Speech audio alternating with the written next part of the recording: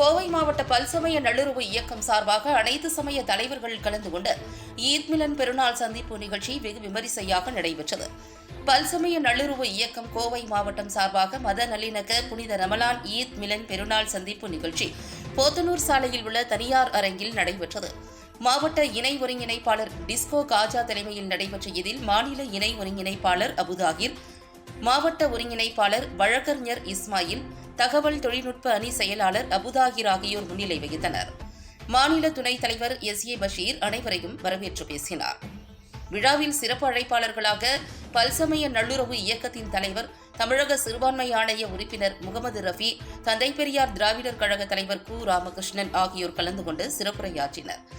விழாவில் கௌரவ அழைப்பாளர்களாக அனைத்து சமய தலைவர்கள் அப்துல் ரஹ்மான் ஹஜ்ரத், பேரூர் மடம் உமாபதி தம்புரான், அருட்தந்தை ராஜசேகர் மற்றும் டோனி சிங் ஆகியோர் கலந்து கொண்டனர்.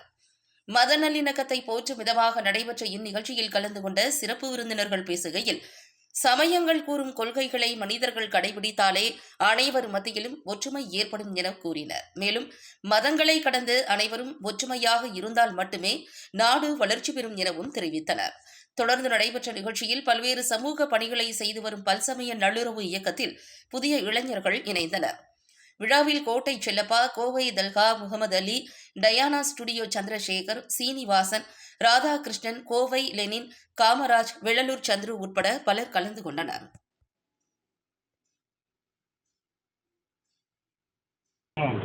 இன்று பல்சமய நல்லுறவு இயக்கத்தின் சார்பாக இணை ஒருங்கிணைப்பாளர் டிஸ்கோ காஜா அவர்கள் போத்தனூர் ரோட்டில் உள்ள ஒரு தனியார் மண்டபத்தில் ஒரு மத நல்லிணக்க ஈத் மிலன் சந்திப்பு நிகழ்ச்சியை நடத்தினார்.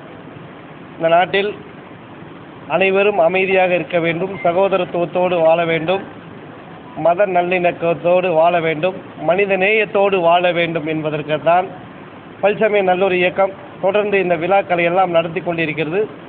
இன்று குறிப்பாக கோவையிலே ஒரு நல்ல ஒரு நிகழ்ச்சியாக, சமய நல்லிணக்க நிகழ்ச்சியாக நடைபெற்றது. அதற்காக நான் இங்கே வந்தேன். இன்று தமிழகத்தில் வரலாற்று சிறப்பு மிக்க ஒரு நாள். தமிழர்களெல்லாம் அனைவரும் பெருமை கொள்கின்ற நாள் இந்த நாள். 1974 அன்றைய மத்தியில் ஆளுகின்ற அரசுகளெல்லாம் மாநிலத்துக்கு சுயாட்சி கொடுக்காமல் அந்த மத்திய அரசு எது வேணாலும் முடிவெடுக்கலாம் என்ற அப்படி ஒரு சூழ்நிலை இருந்ததை முதலாக 1974 தமிழக சட்டமன்ற வரலாற்றிலே முதலாக மாண்புமிகு முன்னாள் முதல்வர் டாக்டர் கலைஞர் அவர்கள் ஒரு தனி தீர்மானத்தை சட்டமன்றத்திலே மேலவையிலே கொண்டு வந்தார்கள்.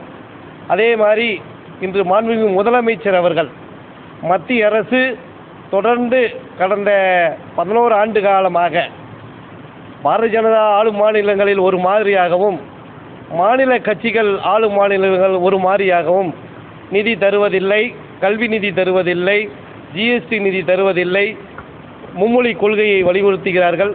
எப்பொழுதுமே மத்திய அரசு இந்த 11 ஆண்டு காலமாக மாநிலத்தில் நடக்கும் நல்ல ஆட்சிகளை எல்லாம் அவர்களை வஞ்சித்து கொண்டிருக்கின்றார்கள். அதனால் இன்று மாண்புமிகு முதலமைச்சர் அவர்கள் ஒரு வரலாற்று சிறப்பு மிக்க ஒரு மிக சிறப்பான ஒரு மாநில சுயாட்சி என்ற தீர்மானத்தை இன்று சட்டமன்றத்திலே நிறைவேற்றியிருக்கிறார்கள்.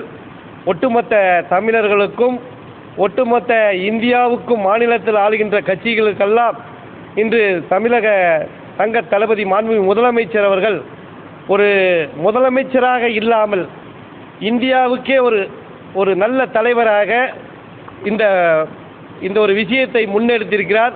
அதற்கு பல்சமய நல்லுறவு இயக்கம் எப்பொழுதும் உறுதுணையாக இருக்கும் என்பதை இந்த நேரத்தில் தெரிவித்துக் கொள்கிறேன்.